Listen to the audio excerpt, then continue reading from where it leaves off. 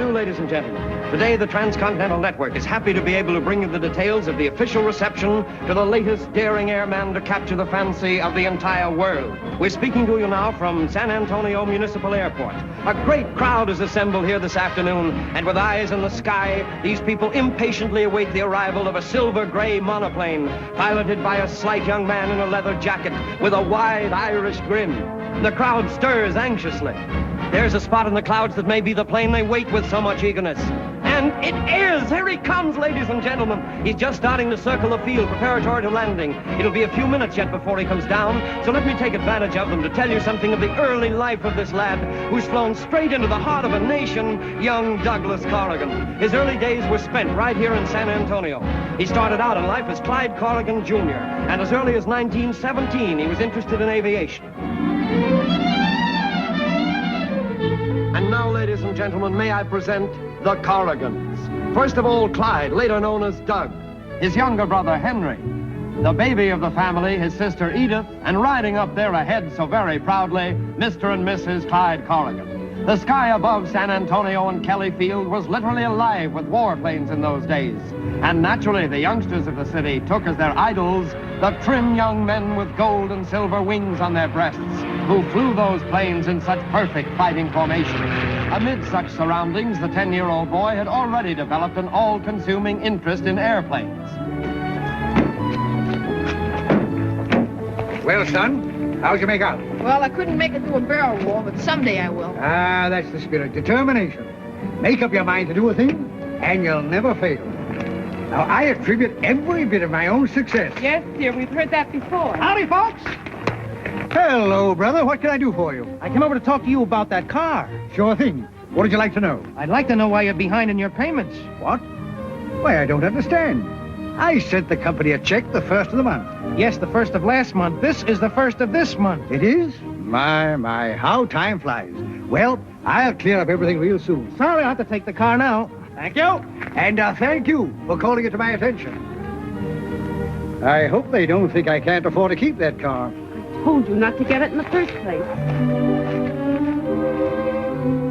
The solid Pennsylvania Dutch ancestry of the mother helps her to look with patient understanding on the youthful foibles of her very vigorous youngsters.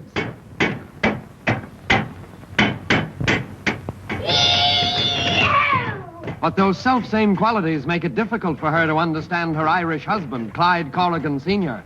Honest, well-meaning, his head in the clouds, Corrigan is the typical dreamer.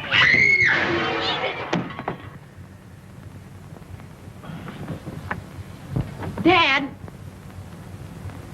Yes, Clyde. Dad, I want to sell newspapers. Will you let me? And why do you want to sell newspapers, Clyde? So I can make a lot of money and buy an airplane. You know, a real airplane, can I? No, confound it. I told you before, no kid of mine is ever going to sell papers. Now, will you please go away? Can't you see your poor father is trying to think? All right. Anyhow, I'm going to build a bigger plane. Now? Yeah. Just a moment, Clyde. Now, you want a real airplane, don't you? Sure. All right, I'll tell you what I'll do. I'll buy you an airplane. Boy! When you're big enough. I'll buy you a real, honest-to-goodness, life-sized airplane. Honest, Dad? Cross my heart. Gee willikins, will I tell the... On one condition. What? You got to stop that pounding. Oh. Now get out and leave your father alone. All right, thanks a lot, Dad.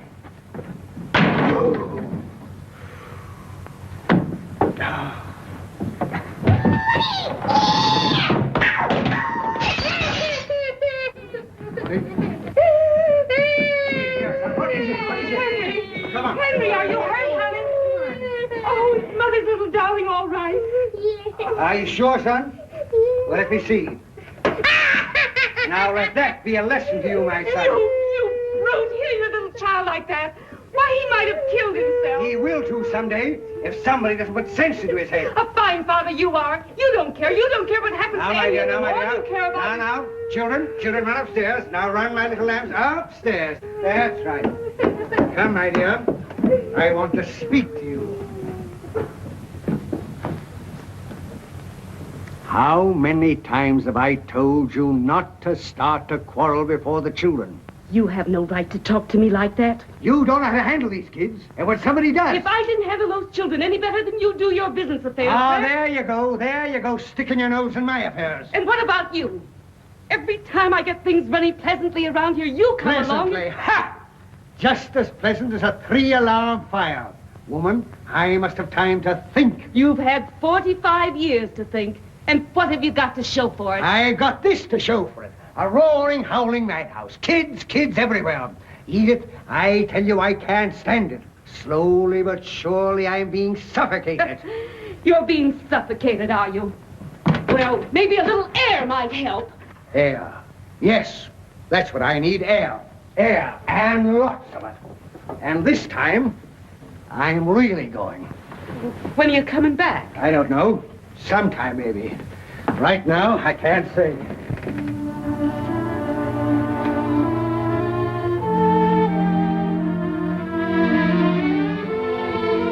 Almost a year has come and gone with no word from the head of the family. And in that year, a home has been changed to a boarding house. Mom, guess what? I just sold a paper to Douglas Fairbanks. That's what I did. Why, that's fine, son. Douglas Fairbanks. You darn tootin' look. He gave me a dime. It's going to be my good luck piece. Well, that's good. Because we're going to need a lot of luck. Why? What's the matter, Mom? Something wrong? No, nothing exactly. But you know, Clyde, our business hasn't been too good lately, and I thought maybe our luck would change if we... Well, children, I've got a surprise for you. Yeah? What? We're going to move to Los Angeles. Los Angeles? Yippee! Yes? Can I come in? Why, sure, son. I thought you'd be asleep by now. I just came in to say goodnight. Well, that was sweet of you. Mom, you think we're going to like Los Angeles? Why, of course we will. I can get work there, and we'll live in a beautiful, big, new town, and we'll go to college. Oh, no, I can't go to college, Mom. Why not? Because I'm going to get a job and help you. We got to send Henry through college, but after all, you and me, we got to take care of these kids. Clyde.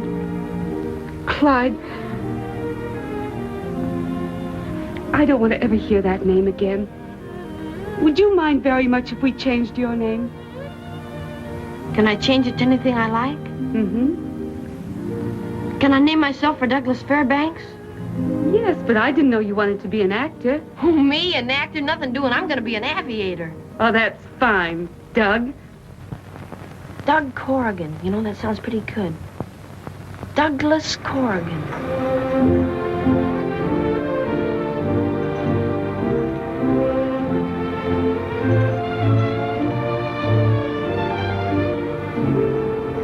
In the years that have elapsed, the childish hopes of a boy and the optimistic plans of a family have brought little except disappointment.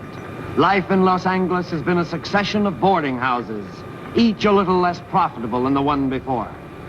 Most men who operate machines have plenty of time to dream, and that's true of Douglas Corrigan.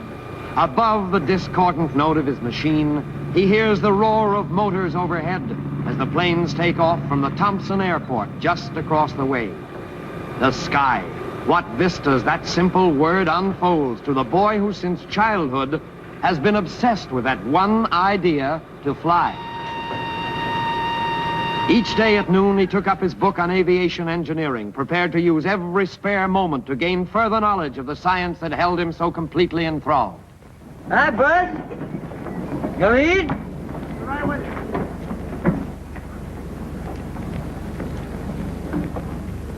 Hello, Doug. Same as usual? Yep. Cow in a bottle. Someday you're going to double cross us and order something to eat. What, get poisoned? What do you have, Butch? A few kind words and a bowl of chili. Here's your chili. Where are the kind words? Don't eat the chili. You're not kidding. Are you still studying that junk? Yep. Well, strictly between you and me, that's no way to learn aviation. Strictly between you and me, I know it, but it's as close as I can get to aviation right now.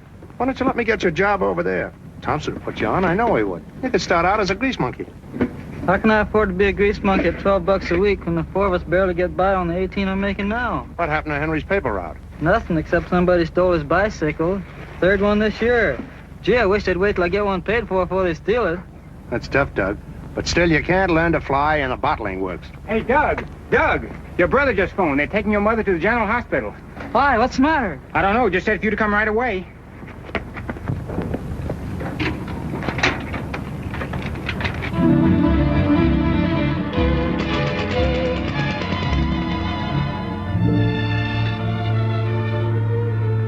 Hey, where is she? In there. It's her heart again. She collapsed and they brought her here.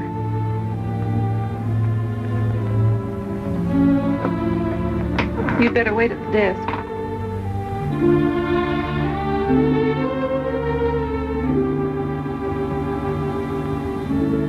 Mother. Hello, Mother. How are you feeling? Better, son. Better. Is there anything I can do? I'll be all right. There's some things I want to talk to you about. Yes? If it should come to anything serious, I think you ought to send Edith to her aunt. And that will make it easier for you to keep on sending Henry through school, won't it? Sure. We got to see Henry finish school. He was always the smartest. But what about you, Mother? I'll be all right. But you were such a beautiful baby. And now look at you. I guess nobody would believe me if I told them I won a baby contest when I was 2 years old, would they? They might if you just spruced yourself up a little. If you had a nice suit to wear and a white shirt, tie. I'm afraid if I bought a new suit, you wouldn't recognize me. Will you do that for me as a favor to your mother? Sure I will. That's fine, son. Are you sure you feel all right, Mother? I'll be right back.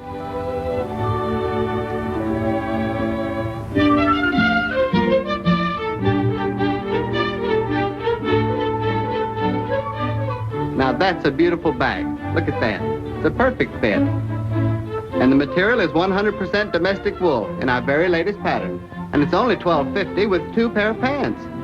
I'll take it. Oh, that's fine. You can change right over there.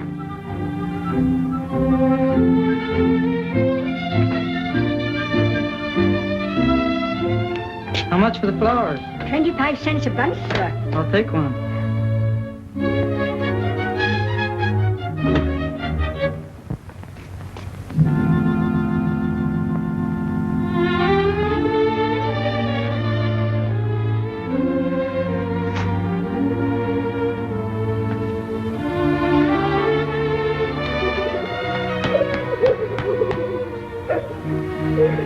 She's gone? Doug, hold up.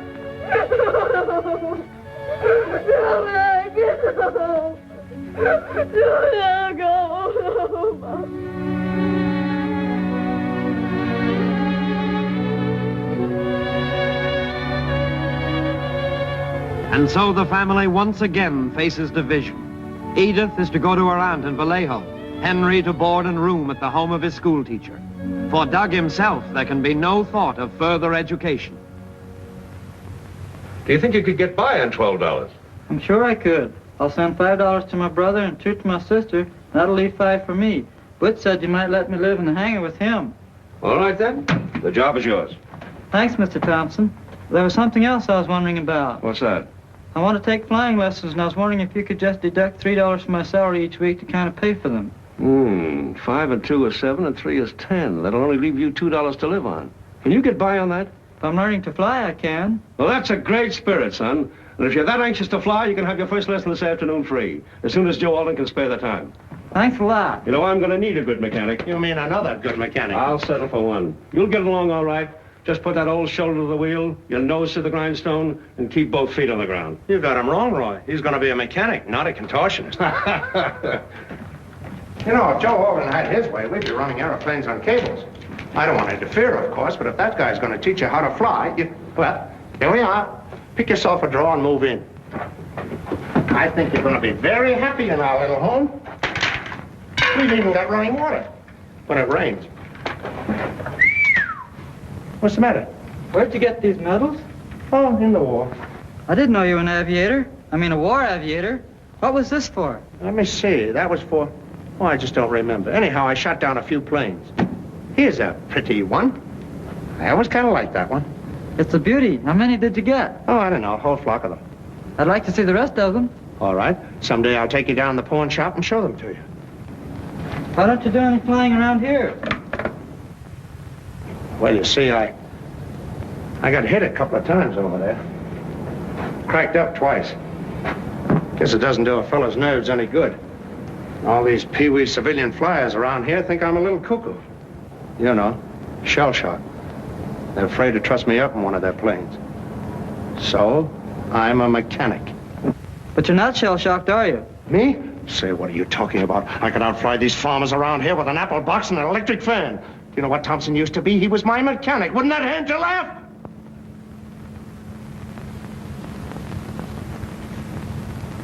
Well, gotta tune up these motors. Hey, kid, all set? Yes, sir.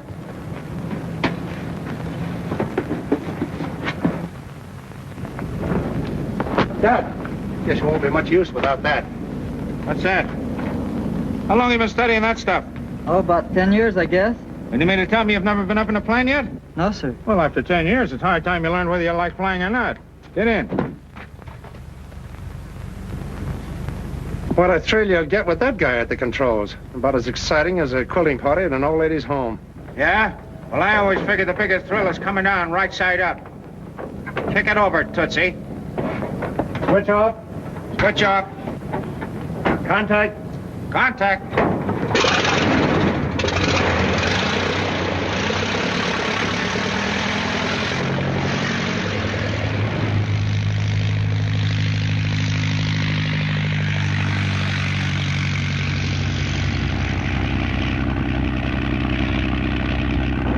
Fasten your belt. We'll do some tricks now.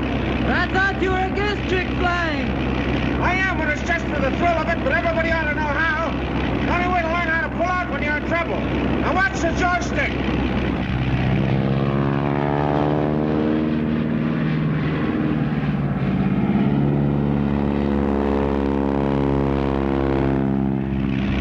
Didn't you cross control just before vertical?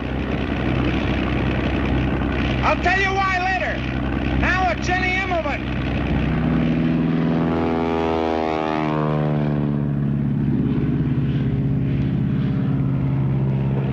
That's your idea of baby carriage flying. What happens when a fella really gets reckless?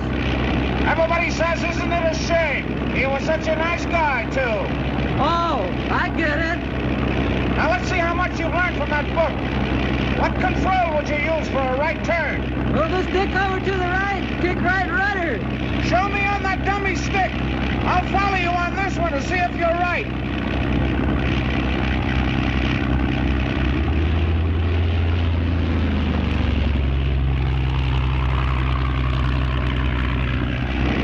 Very good. Now suppose you wanted to make a vertical reversement.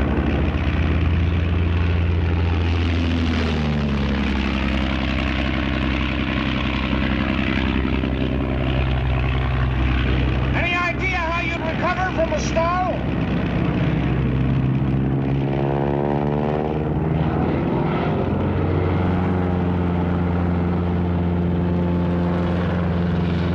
Let go of the stick!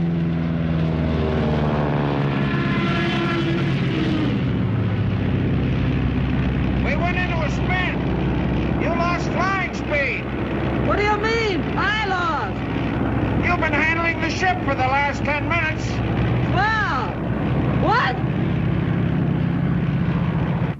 Gonna get a load of Granny Alden. He's sure giving the kid a workout. Come on, babykins, meet your new daddy. Oh, babykins. Maeve, what is that? That's your surprise. My surprise. Yes, I got him from the dog pound. Oh, he's the problem dog I was telling you about. Yes, but you didn't tell me it was that big a problem. I won't have it. I'll have nothing to do with it. Get that moose out of here. Oh, now you've hurt his feelings. You just can't use that tone, Roy. He's a very sensitive dog. He's got a psychosis. What's that? A neurosis. A what? He's just all twisted up. He's just a mess of seething complexes. Now, look here, Mamie. I've stood a lot of your confounded nonsense. But when it comes to sheltering a baby elephant, you can count me out, understand? You can count me out! What's he staring at me like that for? Oh, he's a friendly dog. He likes you already. Now, look, Mame, I don't want that dog. Honest. I never saw anything I didn't want quite so much. What did you bring him down here in the first place for? You see, he's almost DEAF. Is he? He is. He can hardly HEAR anything. But what's that got to do with M.E.? Because I want him to go up in a PLANE. I read about it. They take people for power dives. And when they get back, they can HEAR as well as a normal person. I'll not do it. It's ridiculous. Hello, Roy. Hello, Mrs. Thompson. I just had the kid up for a ride. How'd you do? Fine. He knows most of the answers already. 3 lessons, and as Douglas had known us, he'll be able to take a plane up by himself. Well, splendid. Maybe he's the one to take baby kids for his power DIVE. I've already said no. If you think that's all we have to do here, you're NUTS. Don't you scream at me like that, you brute. Take that yodeling jackass out of here. I will not. Before you go. Doug, I want you to meet Mrs. Thompson. How do you do? Doug, marriage is one of the blackest conspiracies known to man. If I can only impress this one thing on you, you'll never be able to repay me. Keep away from women. They're worthless and they're unnecessary. But they make swell pets. I'm so hungry I could eat babykins. And I suppose we'll have to be satisfied with a bowl of Maybell's chili. Is our credit good? No, but it's better than Maybell's chili. Hello, my pretty little pretties. And how is everything tonight? Just dandy, Butch. Oh, now look, Maybell, you can't do that to us. We're a couple of hungry guys. Tomorrow's payday, and you know your old pal Butchie. I know him all right. That's why we're just fresh out of food. Up, babykins, up, up. Now, how about trading a couple of bowls of chili for this dog? I've been wondering what that was. Say, how about that ride you've been talking about? Yeah, how about it? For the last 6 months, you've been getting the 3rd cup of coffee on the strength of your taking us up in that air flivver over there. And what happens? Nothing. Look, why don't we feed these guys for a week if they'll promise to take us up tonight? That's good enough for me. It's a bad deal. Oh, now, come on, Butchie. Hamburger for a week is a lot of hamburger. Well, you're right about that. But understand, kids, if we do this, not a peep out of anybody. Honest to goodness, Mum's the you won't tell word. us so. All right, you're on. Well, And I'll eat tomorrow night's dinner now. Me too.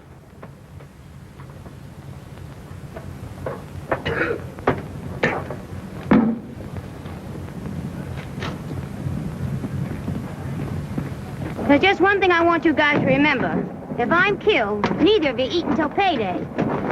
Relax, honey. You're just as safe as if you're in your own bed. All right. Contact. Where?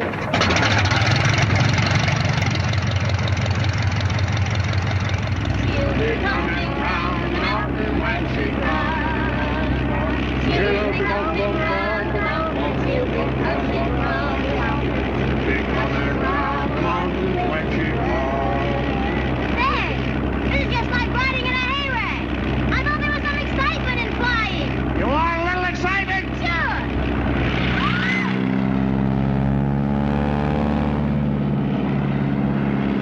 Had enough?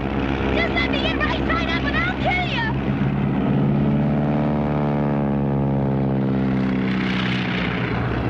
You think you're smart, don't you? Well, I'll have you know I used to go with a wing walker. Doug, take the stick. Why? What are you gonna do? I'm gonna give this silly dame a thrill. Wing walker. Huh? But I don't know how to fly. Oh, that's all right. Just keep running a steady course. The best way to learn, anyway.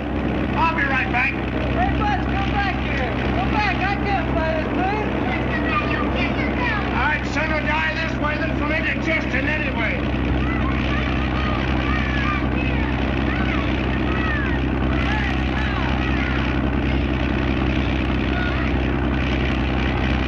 Stop that fooling around.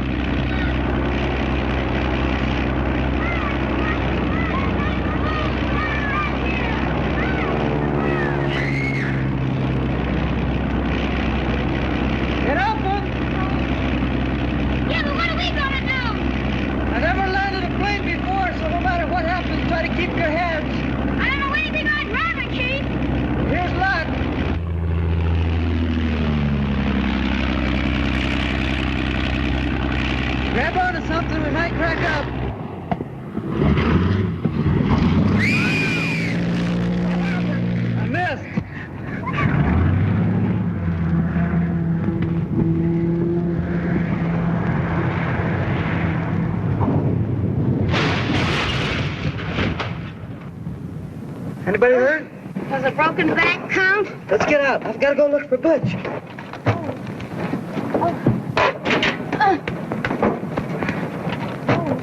Good evening, Mr. Thompson. Good evening, Mr. Thompson. I'm sorry this had to happen, Doug. Naturally, you're through.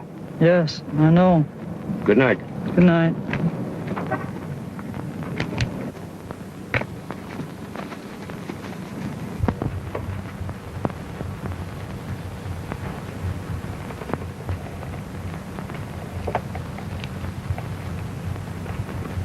Hello, Roy. Hello, Butch. I figured you probably had something to do with this. Well, you know what it means, Butch. Yeah. Now, there's nothing personal about it. You know I love you, you big lug. But everything I've got's tied up in these planes. And they're like dope to you. I know. So I'm really firing you for your own good. Down here, nobody can beat you. But up there, you beat yourself. You should never handle another ship, Butch. Your nerves are gone, and you know it. No, wait a minute, Roy. Your flying days are over, Butch. That's what you think. My flying days are over. Why, I could make monkeys. Let's not kid each other, Butch. Well, let's get packed and get out of here. What are we going to do now? Now, don't worry, kid. We'll get a job. Maybe one of those San Diego factories. Then watch us step. Why, we might even have a plane of our own someday. Who knows? Plane of our own? Sure, why not? I've been dying for an excuse to get out of this flying misery. We'll wait till we can buy us a plane, and then we'll barnstorm. That's the life. Selling thrills for plenty of good, hard cash. Would you teach me to fly? You really want me to teach you? Sure. If I could fly as good as you, the whole sky couldn't hold me. It's a bargain. Shake. How much would a plane cost us? Oh, we ought to be able to pick up a pretty good hack for $500 or $600. Here's a good start. I opened it yesterday.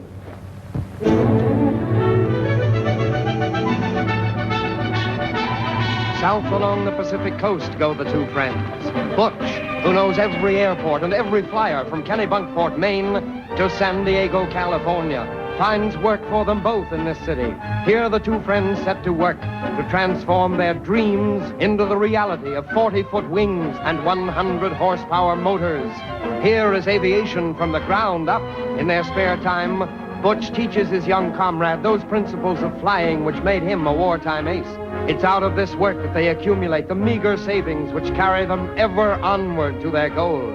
2 years, almost 3, of punching in overtime, welding, construction, assembling, and during this time, slowly, ever so slowly, the figures in the bank book grew. And even as they grew, the science of aviation grew itself. But in contrast to that savings account, aviation grew in leaps and bounds. What I wouldn't give for a chance to fly this plane. Not me. Too much junk. Get a fellow all confused. Well, maybe. Now, you take it from me, kid. If a guy can fly, he can keep a plane in the air as long as there's gas in the tank. If he can't fly, all the instruments in the world won't save him. Look at that boy. Altimeter, oil pressure, directional compass, phooey junk. I hope our plane looks as good as this, if we ever get it. Hey, Butch, is you ready to go? Yeah, let her roll. All right, then, wait the hand. Take her away.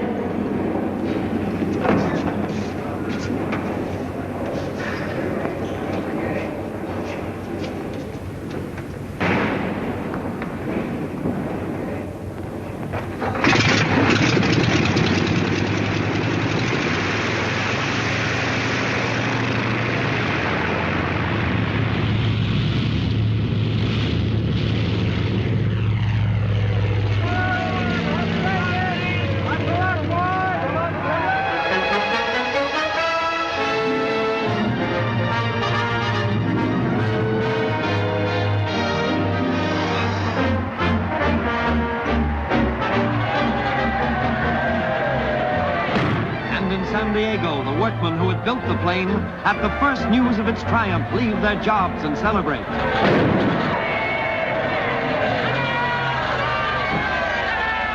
Hello, Mr. Smedley! Hey, how much more dough do we need for that plane? About $250. Come on, I got an idea. Smedley, congratulations. All right. What did I do? Nothing yet, but opportunity has knocked on the doors of your little business. An opportunity to carry the name of Smedley to the far ends of the globe. Look, I can see it now. A plane that's flying all over the world, over mountains and deserts and cities and gullies. And you know what I see on that plane? No. The spirit of Smedley's hardware. Oh, no, you don't. I don't believe in that kind of advertising. But we're going to cover everything from the North Pole to the Fiji Islands. I'm still not interested.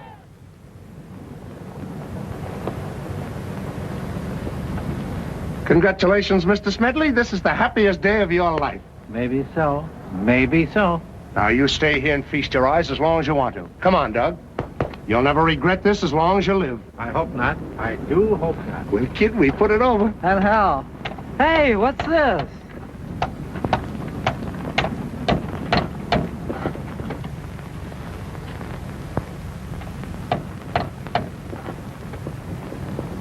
Oh, I'm a son of a gun. Joe Alden. How do you like that? Granny, district inspector. Looks like he got himself a good job. Imagine having to have a license to fly. What won't they think of next?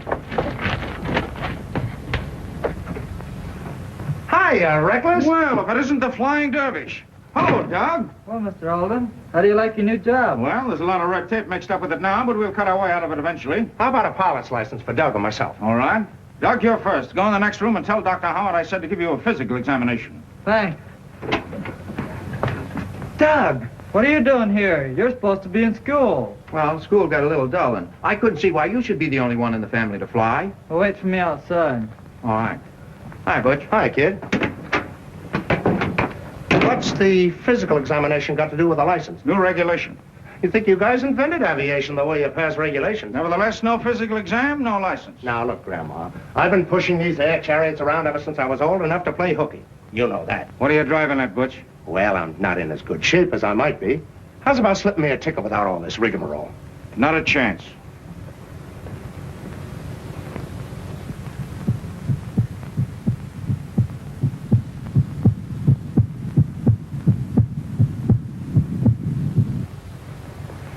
How's she, Doc? You've got a heart like a whirlwind motor. Well. Now, look, Joe. I'm sorry, Butch. There's nothing I can do. Either you pass the physical examination or you stay on the ground. Your turn, Butch. It's a cinch. I'll find Henry and wait for you outside.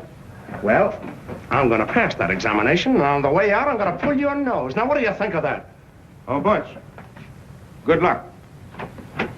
Listen, Doug, I appreciate everything you've done for me, but from now on, I'm going to earn my own way. If you think I've been sending you tuition for 2 years for nothing, you're wrong. You're going to hop the first bus right back to school and like it.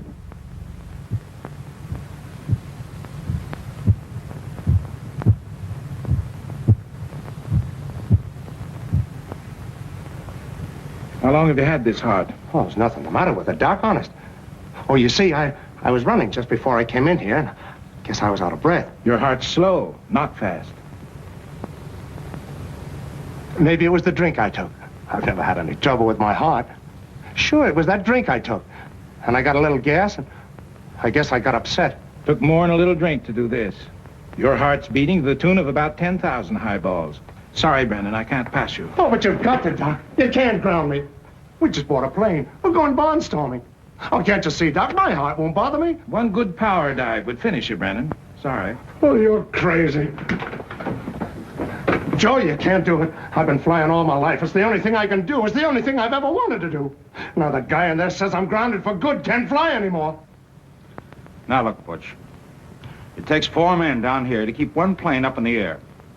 You can do a lot more for aviation on the ground. If you think you're going to make a groundhog out of me, you're crazy, you're nuts. Joe, can't you fix it up for me? The kid and I, we got everything planned. Look, Joe, can't you do something for me? Please. I can't, Butch. Now take my advice. Shut up!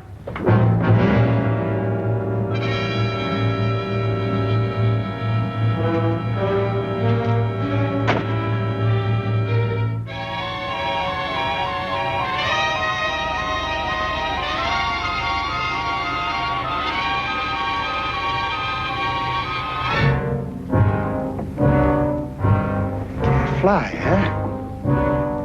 Gotta make a groundhog out of it. Sure.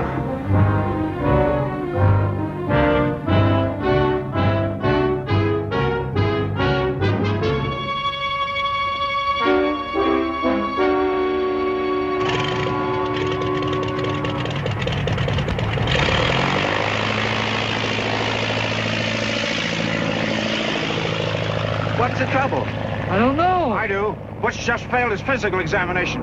That'll be the last time he'll ever pilot a plane.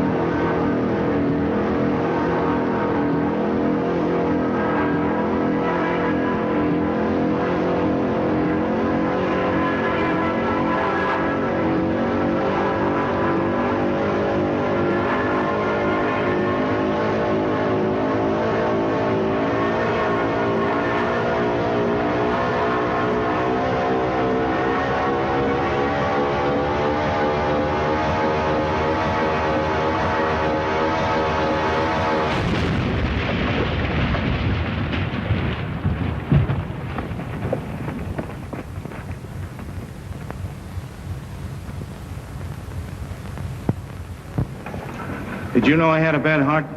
There's nothing wrong with his heart till you guys broke it by grounding him. We didn't ground him, Doug. The aviation did. Nobody thought more of Butch than I did, but his kind of flying doesn't fit in with the new scheme of things. He belonged to a strange breed of wartime flyers, reckless, barnstorming pioneers. Today, the world wants safety in flying, Doug. And it's up to young fellas like you to give it to them.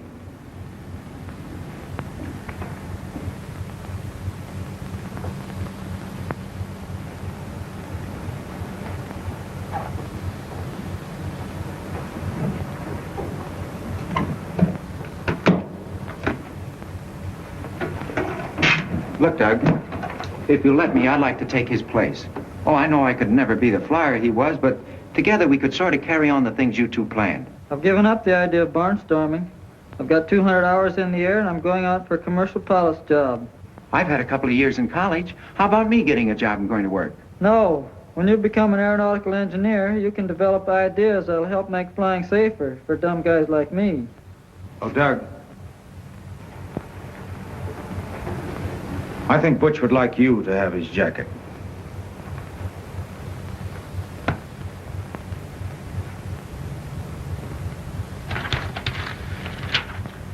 I'm sorry, but 200 hours are not enough. We're requiring all our pilots to have at least 1,000 solo hours before we even accept an application. 1,000 hours? Yes, and I'm afraid you'll find that's true with all the major companies. Well, thanks anyway. But how do you expect to get 1,000 hours flying time? Well, if you give me plenty of overtime and take out all but $1 a day for my flying time, I think I can make the grade. But you can't live on $1 a day. Listen, mister, I've lived on a lot less than that. I can get by on 1 meal a day and get by swell. I don't know how you do it. Mark, make out a time card for this guy. And And so once more, Doug gives up his dreams and goes back to work in the airplane factory. During these years, sleep becomes a secondary consideration. The hours are long, and Doug snatches eagerly at every precious opportunity for overtime. The rent of a plane is expensive, yet Doug manages to take to the air for a little while every day and every night. Some days he gets 10 minutes in the air, some days 5 hours. The figures in the logbook mount steadily. Work, work, work. No time to stop for lunch, but that means 10 or 15 minutes he might spend in the air. No time for anything except the great object in view. The hours mount. The pilot's job comes nearer to being a reality. And then comes the day for which Doug had worked so long and so hard. The fulfillment of a promise made to his mother on that day long ago in the little hospital room. Henry has graduated from the University of California. Congratulations, kid. You've done it. Thanks to you, Doug. Now, what's this big surprise you've been promising me? I've got a job. No kidding. In New York. I've been offered a chance with the Bajanski Airline Corporation. Well, that's great. How'd you like to join me? Maybe I could use my influence and get you a job. No, thanks. I've finally got my 1,000 hours in the air. I'm going back to San Diego and get me a pilot's job.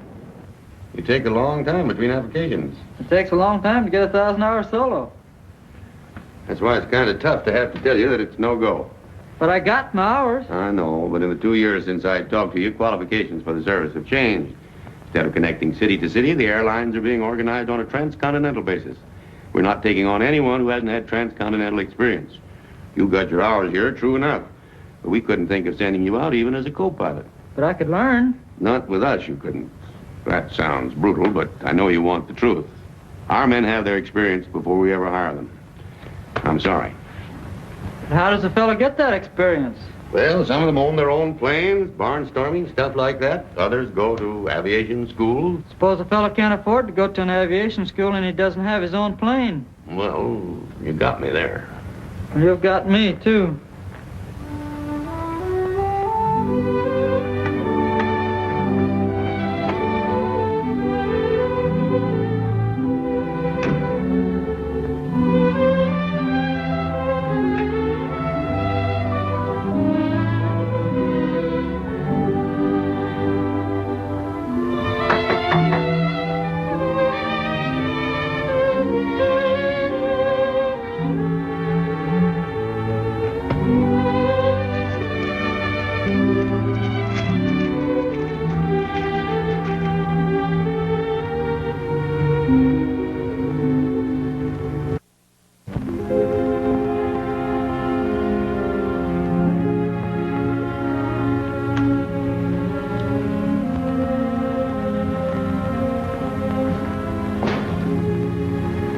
What's the matter?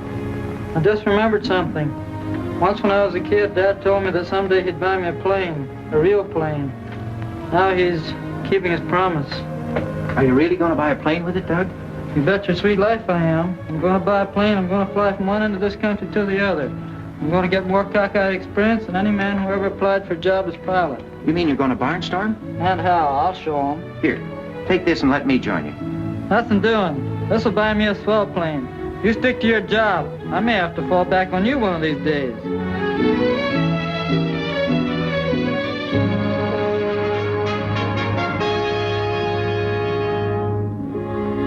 Here's the goal toward which Doug has worked steadily from the time when he was 17, and of which he's dreamed since he was a child. Antiquated, underpowered, badly in need of repairs, but at least it's a plane. How much? I couldn't possibly let you have it for less than $1,200. Sorry, I've only got 800. Sold.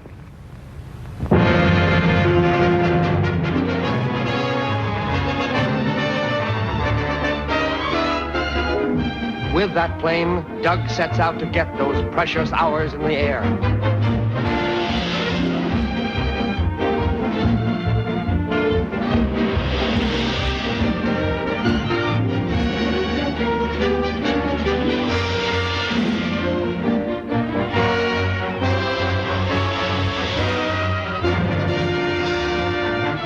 Flight a day, $1. See your hometown from the air.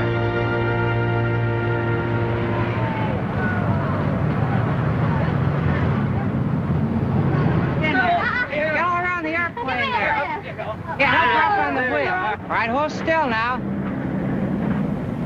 Hey, buddy, step aside, will you? Yeah, thanks. All right, now hold it. I got it. Come on. Thank you. Say, aren't you going to take a ride? What, isn't that great? Ah. Maybe you'd like the propeller for a souvenir. Oh, no, thank you. Come on. Let's go.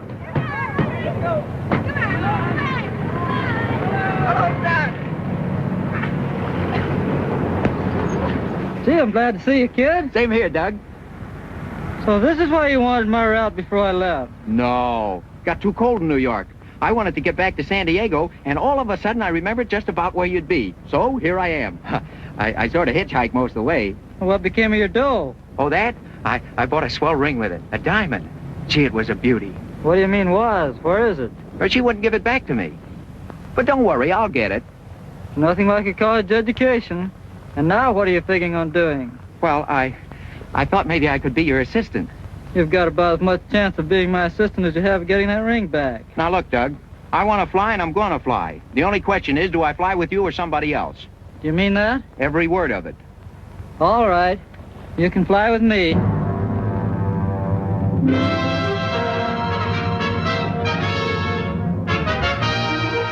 Two brothers, both carried away with their love of aviation and their dreams of the future. Doug, still fighting grimly for those hours in the air. Henry not knowing exactly what his aim might be, but both bound and determined that by the time they returned to San Diego, they should have weathered every storm and have come through safely.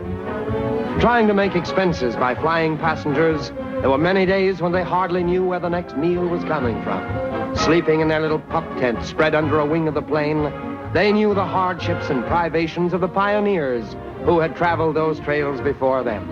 What a strange contrast. An airplane, by means of which they could cover as many miles in one day as those same pioneers did in many months. A machine typical of the fast-moving era in which they lived. Yet, through sheer lack of funds, they knew hunger, cold, and bitter disappointment. And those things told on the two lads in different ways. To Doug, they offered a further incentive.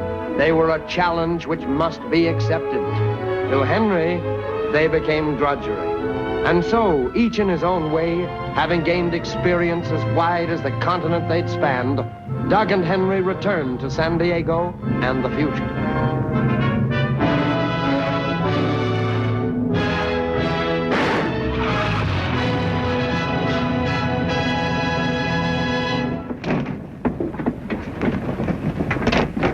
Gee, that was a close one.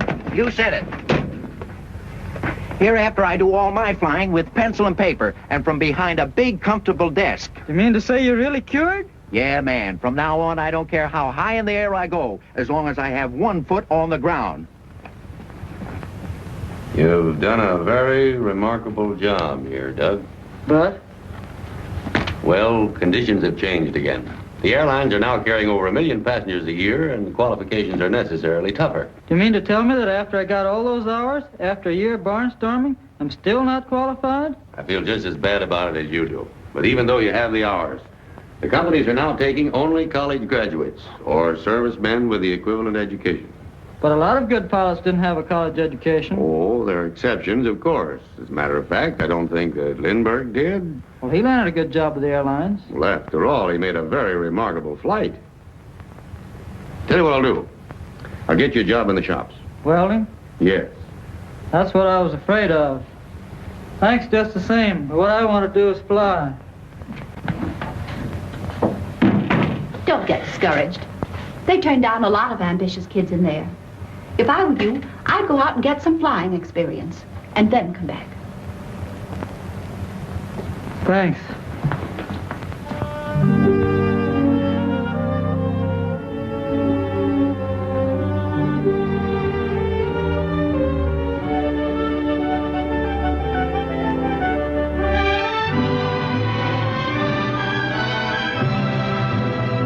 That's it. That's the answer to his problem. Why hadn't he thought of that before? One outstanding thing like a flight to Ireland in that old crate of his, and he'd prove his flying ability. The airlines would have to recognize him and give him that pilot's job that it seems fate has kept from him. Obsessed with his big idea of spanning the Atlantic, again Doug knows nothing but work, hard, grueling work. Work to earn money to buy the parts he needs for his beloved plane. New wing coverings have to be installed and carefully covered with aluminum paint. A complete new motor, larger wheels are necessary.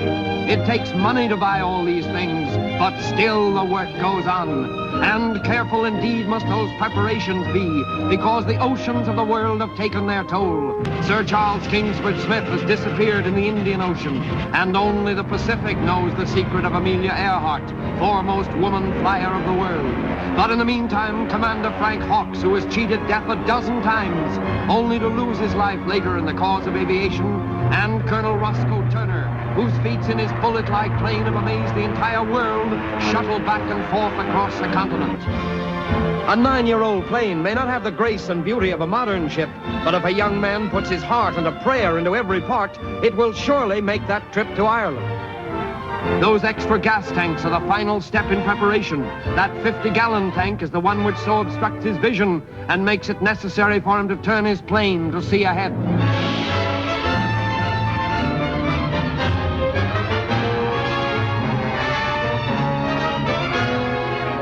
Doug realizes that if flying conditions are perfect for Hughes, they must be perfect for him. And thus he can capitalize on the Hughes research of weather conditions.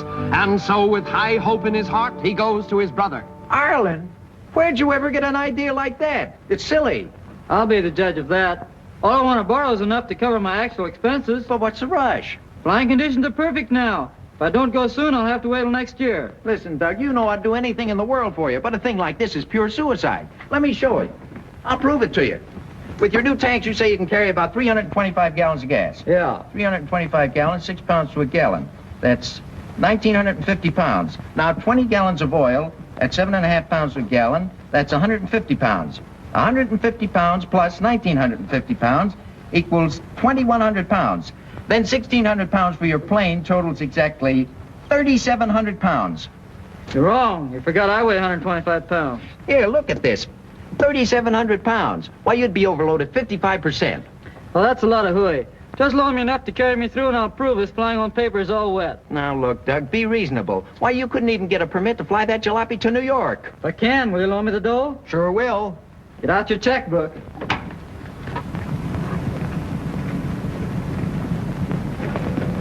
How much get? This yours? I guess it came off.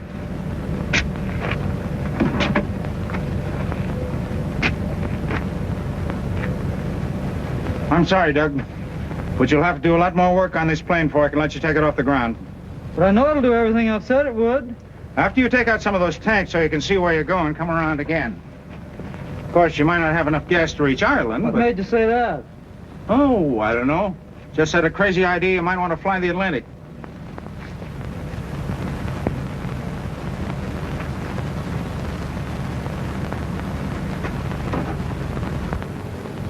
How'd he take it? You were right. With a load like that, it'd be suicide to try and take that ship off the ground. Hello, Doug. I was just talking to Mr. Alden about... Yeah, I know.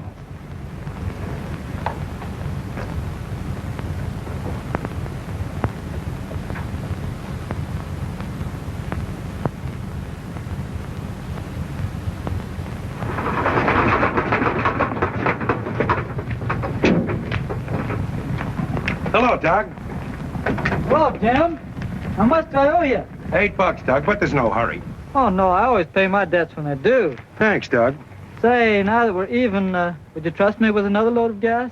Sure thing. Let's see, that tank of yours holds about 100 gallons, doesn't it? Well, it used to, but I put in a couple more tanks, and I carry 320 now.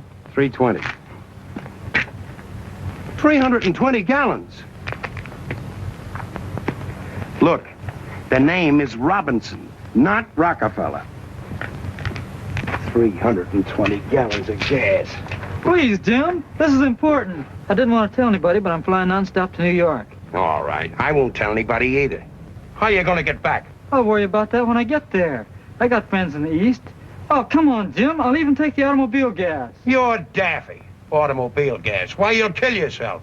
Well, if I do, I won't owe you as much as if I took aviation gas. All right, kid. You win. Gee, thanks, Jim.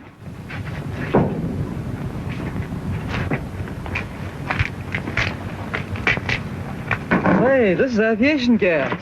I know it. 320 gallons of gas.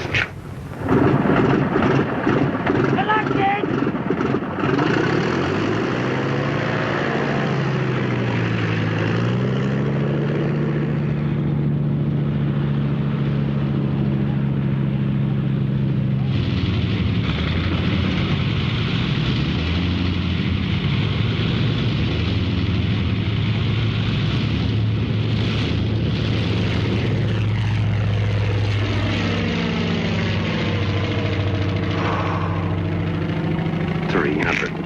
Gallons.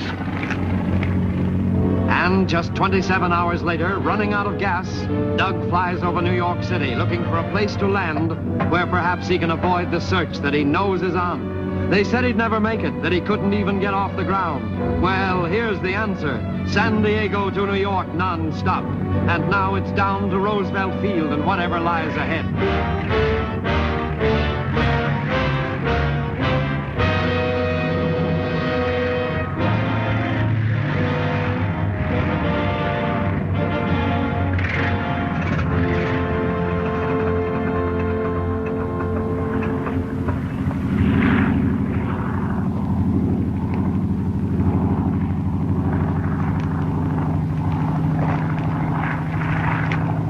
What's the matter? What's going on here? That's Howard Hughes. He just took off from Floyd Bennett Field. He's on his way to Paris. NX9243. I guess this is it, all right. He sure had his nerve with him. Nice of him not to try to hide out on us.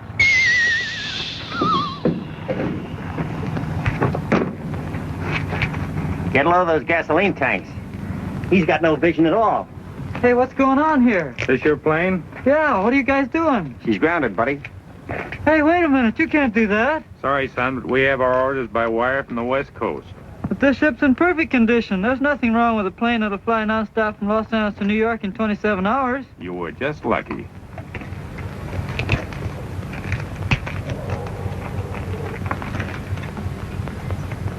Hey! Are you the crazy guy that flew nonstop from Los Angeles in a 10-year-old crate? Yeah, I'm the guy, all right. But where do you get the 10-year-old stuff? It's only 9. Hold still for a picture, will you?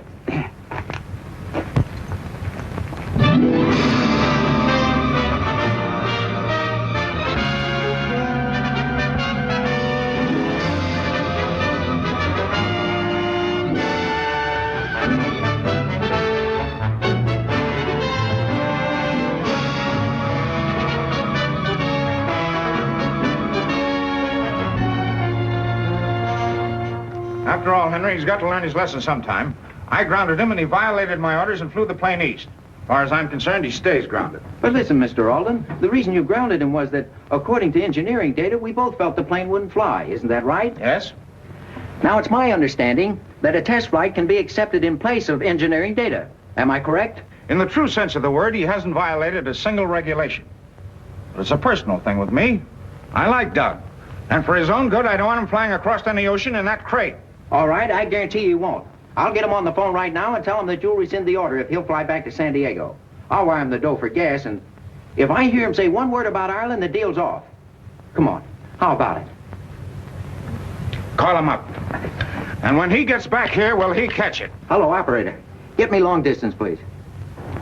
Have you seen that dope from San Diego? You mean the baling wire specialist? Yeah. He's over there sitting down by his aeroplane, brooding. You know, he's been brooding for 2 days. Funny thing, I never see that guy eat anything. Hey, kid, there's a long-distance call for you. Thanks. Where'd I go? In the front office.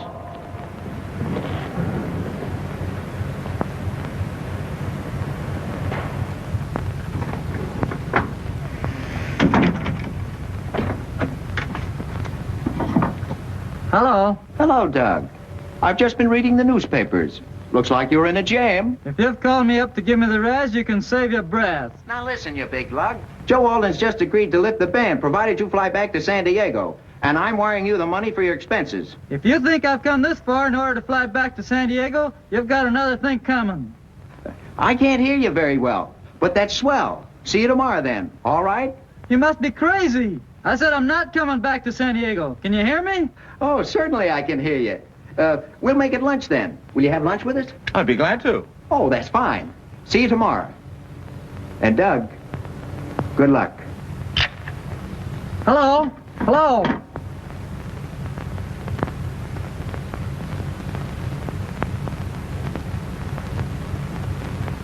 Thanks, kid. How many? 10 gallons. 10? What are you trying to do, wean it? Oh, I just want enough to get over to Floyd Bennett Field. I couldn't get off this field with a full load. Well, I wonder if you can get off with 10.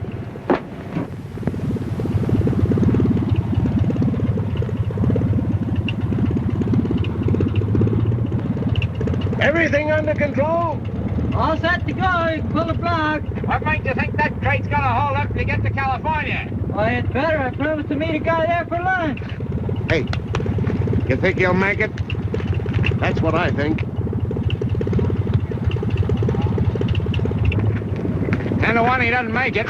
I'll take that bet. You ought to be ashamed of yourself. Only a sap would try to take off the load like that. He's a cinch to crash.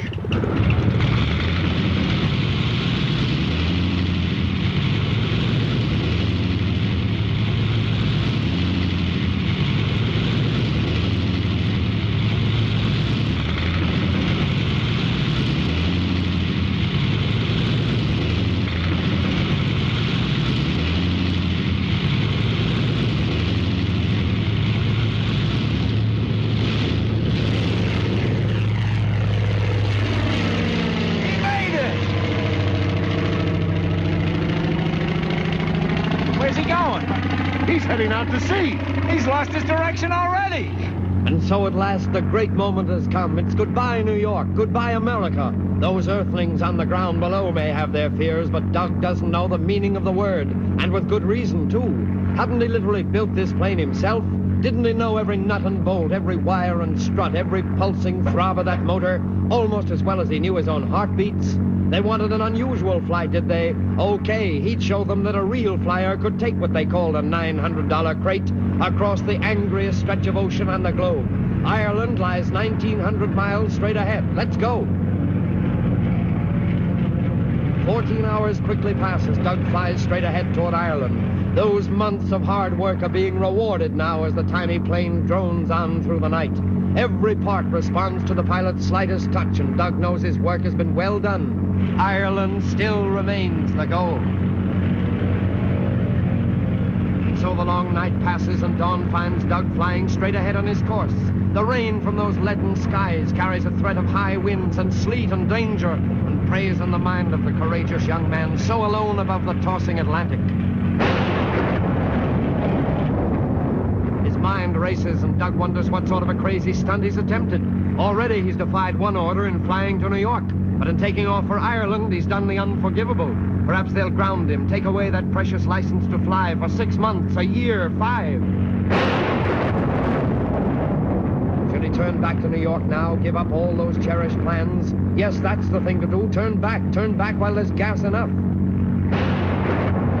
That plane wheels, all the bright dreams of the future which had been his for so long seem to pass into oblivion. And then shortly after making that momentous decision high up in the sky, fate, the unpredictable, steps in. A tiny leak has allowed a thin trickle of gasoline to accumulate on the floor. Fumes from that gasoline are quickly overcoming Doug in that tightly closed cabin, even though he doesn't know it. In fact, his plane is now virtually a floating bomb, with a pilot whose senses are each moment becoming more drugged. For that flaming exhaust reaches out hungrily beneath the floor of the cabin where the gasoline sloshes about. One spark, one tiny spark from that exhaust, and it'll be the end. A sudden jolt from the almost pilotless plane, and Doug is aroused, at least enough to know that he was nearly asleep high above the Atlantic. What he needs is a breath of fresh air. Slowly reviving with the aid of that cold stream of air from the opened window, Doug at last realizes his desperate predicament. Gasoline leaking into the cabin, the deadly flame of that exhaust a few inches away from the gas, lightning adding to the danger. Here's a situation that calls for all the knowledge of aviation that he's learned through the years. If he can tilt his plane just enough, he may be able to get rid of that gas without danger from the exhaust. With his plane held at that angle, it's but the work of a moment to dispel the immediate danger of the gas, and it falls harmlessly to the sea below. The mortal threat in that flaming exhaust is gone, and with that solution, another problem arises.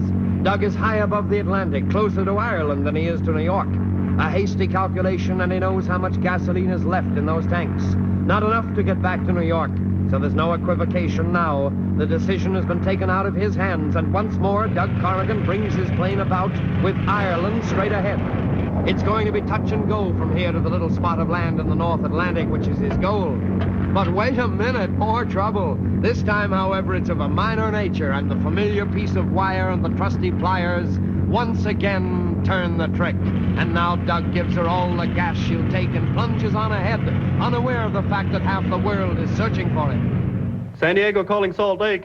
Have you seen NX 9243? Salt Lake to San Diego. No sign of NX 9243. Kansas City calling Cincinnati. NX 9243 long overdue in San Diego. Checking on NX 9243. New York calling ships at sea.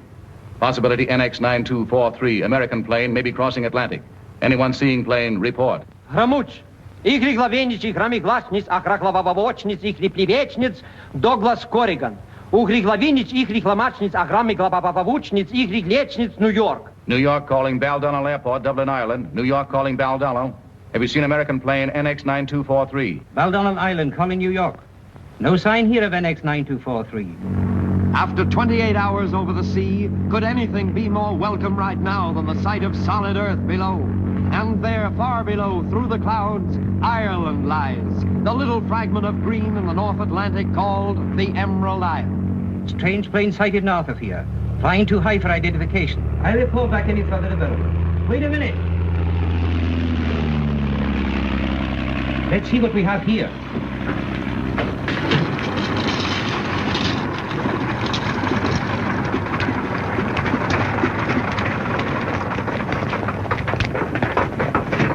Are you NX 9243 out of New York? Yes, sir. Call the ambassador immediately. I will that, sir. I never heard of this field before. I noticed your markings at Baldonnel. That's right. Baldonnel Airport, Dublin, Ireland. Ireland? My gosh, I must have made a mistake.